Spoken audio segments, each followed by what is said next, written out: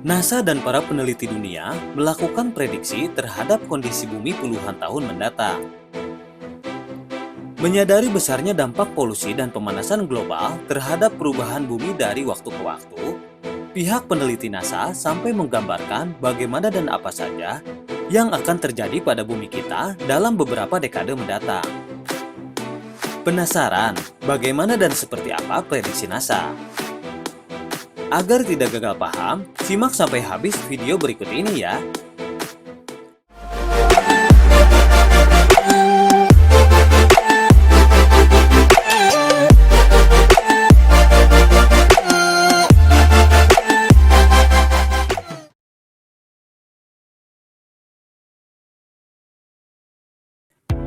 Hai sobat semuanya, kembali lagi di Yeye Crash.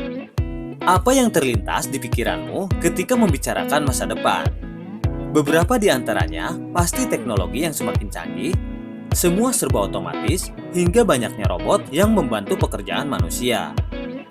Semua perubahan tersebut memang hebat dan layak untuk dinantikan. Namun kira-kira apa yang akan terjadi pada bumi tempat kita berpijak? Pernahkah kamu memikirkannya? Di tahun 2020 ini saja, kita sudah merasakan berbagai perubahan lingkungan. Mulai dari suhu yang kian panas, persediaan air yang menipis di berbagai daerah, hingga punahnya beberapa spesies hewan, dan masih banyak perubahan lainnya. Apakah kehidupan di tahun 2050 menjadi lebih hebat seperti yang kita bayangkan? Atau justru sebaliknya? Di video kali ini, Yeye Crash akan membahas bagaimana kondisi bumi di tahun 2050. Tapi seperti biasa, sebelum kamu lanjut nonton videonya, jangan lupa klik subscribe untuk berlangganan channel ini. Juga klik tombol lonceng agar kamu gak ketinggalan berita menarik lainnya dari channel Yeye Crash.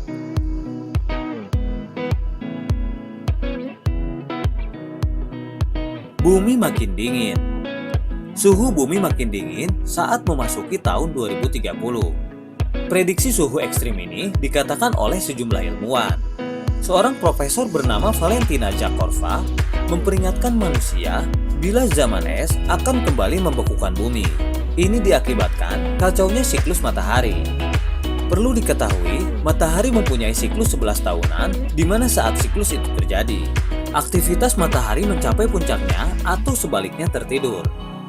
Di siklus matahari ke-26 yang akan terjadi di antara tahun 2030 sampai 2040, aktivitas matahari akan mencapai titik terendahnya. Sama seperti 370 tahun silam. Fenomena pasifnya matahari itu disebut Maunder minimum. Menurut Profesor Valentina, kacaunya siklus matahari itu disebabkan oleh tidak seiramanya gerakan lapisan luar matahari dan lapisan dalamnya. Ketika Maunder minimum terjadi di tahun 2030-an, dua lapisan matahari itu diprediksi saling mengganggu gerakan satu sama lain. Imbasnya, matahari tidak bisa menghasilkan energi penuh seperti biasa.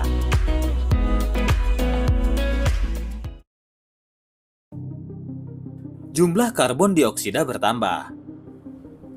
Kepala Iklim dan Lingkungan di Laboratorium Fisika Nasional Inggris, John Burston, mengatakan Tiongkok menjadi negara penyumbang polusi di dunia pada 2017. Ini dikarenakan banyaknya pembuangan bahan bakar fosil. Wah, bisa dapat medali penghargaan kali ya. Hehehe. Sementara di Eropa, dia memprediksikan banyaknya perdagangan panel surya murah di pusat perdagangan karena energi terbarukan di dunia turun tajam. Tentu ini mempengaruhi kondisi bumi di masa depan. Sedangkan jika kita melihat suasana ibu kota saat ini, sangat sulit lagi bagi kita menghirup udara segar, karena semua tercemari oleh polusi. Menurut Breezometer, polusi di ibu kota Jakarta bersumber dari asap kendaraan bermotor, pembakaran lahan, kegiatan memasak, aktivitas pabrik, dan asap rokok. Haduh.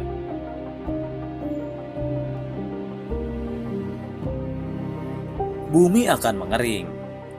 Di masa depan, bumi diprediksikan akan mengering karena pemanasan global. Lebih dari 25% permukaan bumi diprediksi mulai mengalami dampak aridifikasi pada 2050. Studi lingkungan yang diterbitkan oleh The Journal Nature Climate Change mengungkapkan dampak aridifikasi tersebut bisa terjadi apabila manusia tidak mengikuti perubahan yang diusulkan oleh Kesepakatan Iklim Paris. Studi tersebut mengklaim apabila suhu rata-rata bumi naik 2 derajat Celcius, maka dalam 32 tahun mendatang, bumi bisa menjadi padang pasir. Peneliti di jurnal Nature Climate Change, Manoj Joshi, memprediksi bahwa aridifikasi akan muncul sekitar 20 hingga 30% permukaan bumi. Aridifikasi tersebut terjadi pada saat perubahan suhu rata-rata global mencapai 2 derajat Celcius. Cara untuk mengurangi pemanasan global juga mereka jelaskan. Caranya dengan mengurangi emisi gas rumah kaca. Pengurangan emisi tersebut dapat mengurangi potensi terjadinya aridifikasi.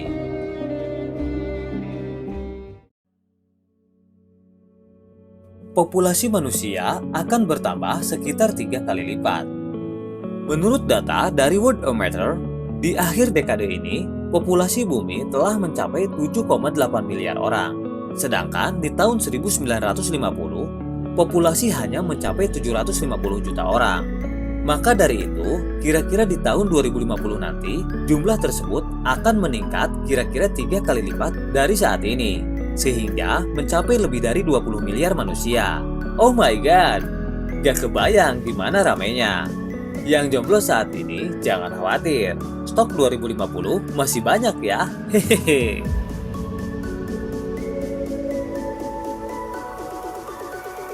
Kebutuhan sumber daya alam meningkat, sedangkan jumlahnya kian menipis. Dampak dari overpopulation tidak cukup sampai di situ. Ada kebanyakan komplikasi yang akan muncul. Yang pertama adalah meningkatnya kebutuhan akan sumber daya alam, mulai dari makanan, gas, hingga bahan bakar minyak.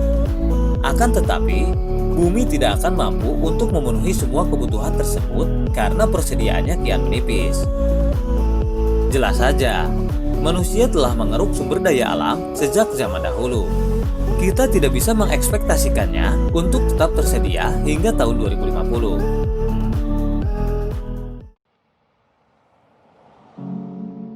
Masyarakat di berbagai belahan dunia akan kekurangan air.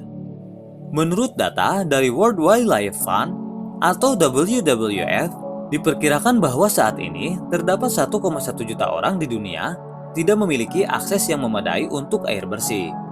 Sedangkan 2,7 juta orang secara konstan mengalami kekeringan setidaknya sekali setiap tahun.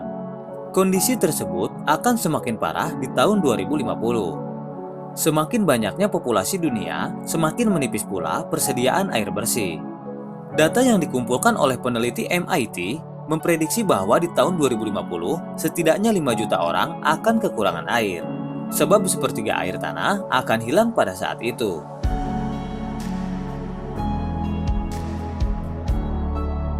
Semakin banyak hutan hujan yang terbakar.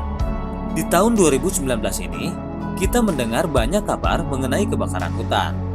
Mulai dari negeri kita sendiri hingga di berbagai belahan dunia.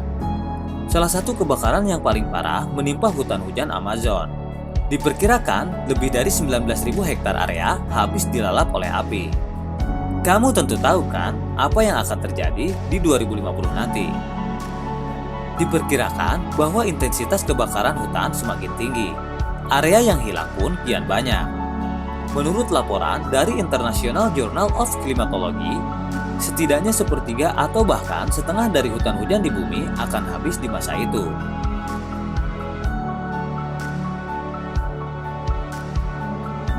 Udara yang tidak sehat akan membunuh banyak orang. Peningkatan populasi yang akan menyebabkan emisi karbon dioksida semakin meningkat.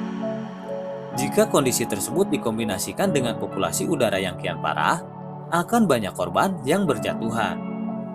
Laporan terbaru dari Organization for Economic Cooperation and Development mengatakan bahwa di masa depan, kualitas udara yang buruk akan membunuh sekitar 6 juta orang per tahunnya. Mengerikan sekali kan?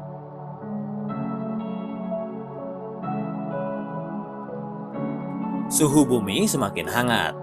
Sekarang saja, kita sudah bisa merasakan masalah ini. Kian hari, suhu permukaan bumi semakin menghangat. Ini merupakan dampak dari peningkatan emisi karbon dioksida dan kebakaran hutan yang terjadi di berbagai tempat. Jika keduanya tidak segera diminimalkan, maka bersiaplah untuk semakin kepanasan di tahun 2050. Data dari BBC.com mengatakan bahwa peningkatan suhu di tahun 2050 bisa mencapai 2 derajat Celcius. Mungkin menurutmu angka tersebut kecil. Namun, ini bisa berdampak besar pada kota-kota besar, tak terkecuali Jakarta. Untuk menjaga agar suhu tidak terlalu panas, manusia harus bisa mengurangi emisi karbon dioksida sebanyak 45% dari biasanya.